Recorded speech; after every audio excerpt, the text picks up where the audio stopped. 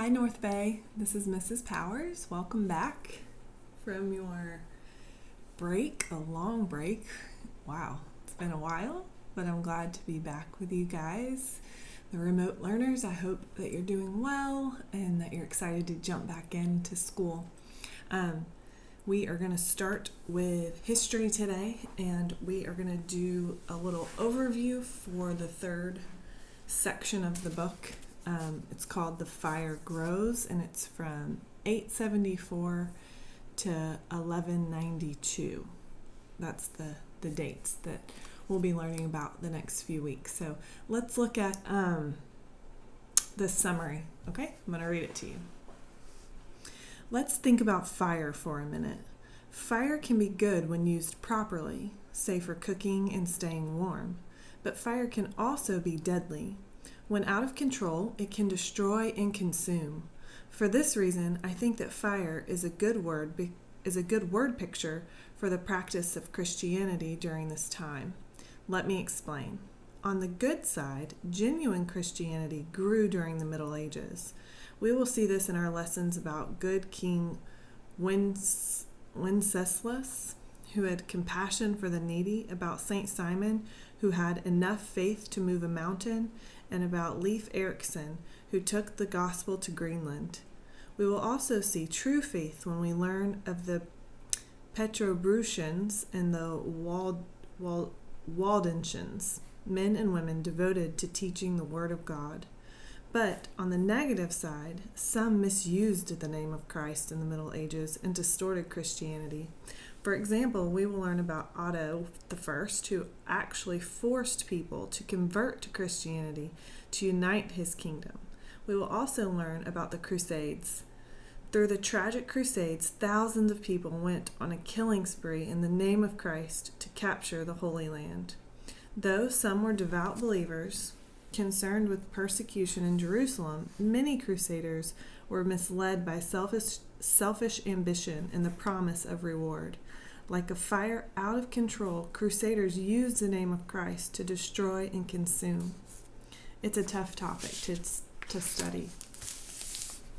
On the lighter side in this section, we will travel to some remote corners of the world that were unaware of the troubles in the Holy Land. We will visit Iceland, Greenland, New Zealand, and Zimbabwe. We will also visit the distant lands of China and Japan. Each country is fascinating in its own way and teaches us something about culture. Culture can be defined as the unique characteristics of a group or class of people.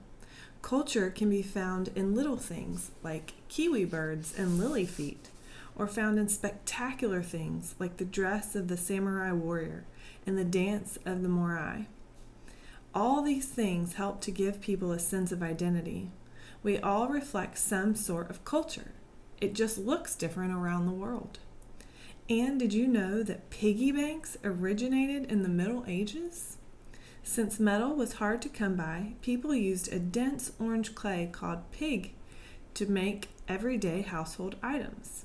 Naturally, money was stored in containers made of pig. They became known as pig jars. It was later in the 18th century that craftsmen literally shaped the jars into the image of a pig as we commonly see them now.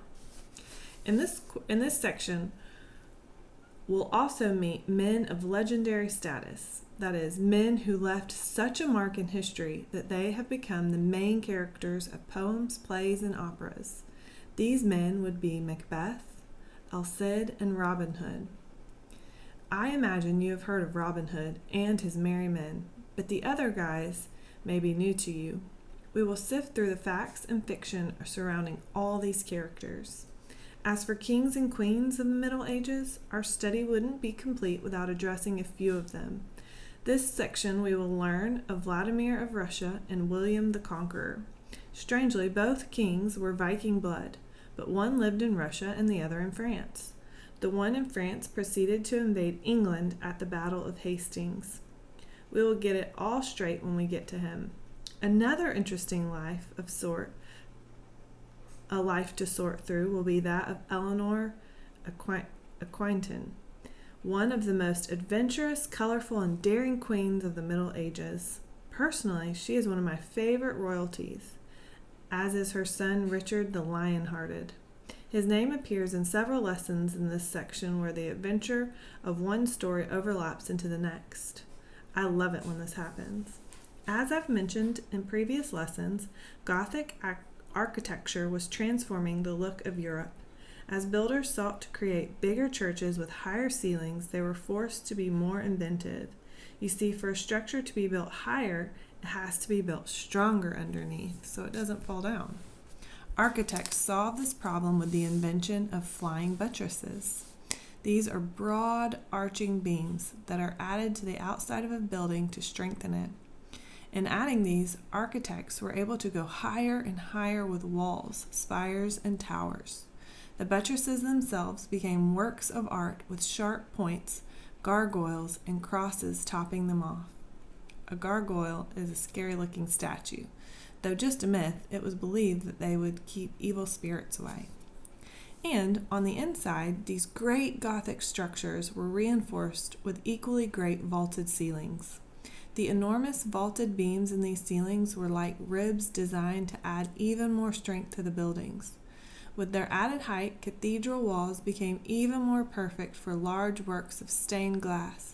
It is no wonder that it took decades and generations of builders to complete these Gothic masterpieces.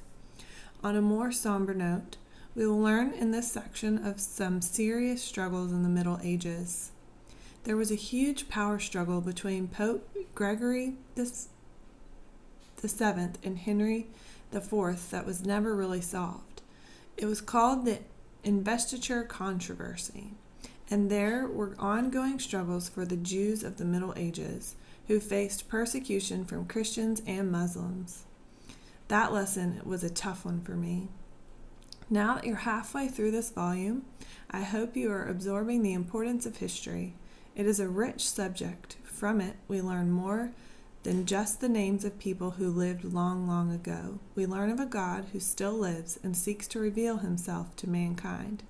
Remember that as we proceed. I believe God is the mystery that holds all the pieces of history together. It's a great way to end. All right, that's what we have coming up in history. That's just a little overview for you. So we will dive deeper into those subjects as we move forward in the weeks to come. Have a great day.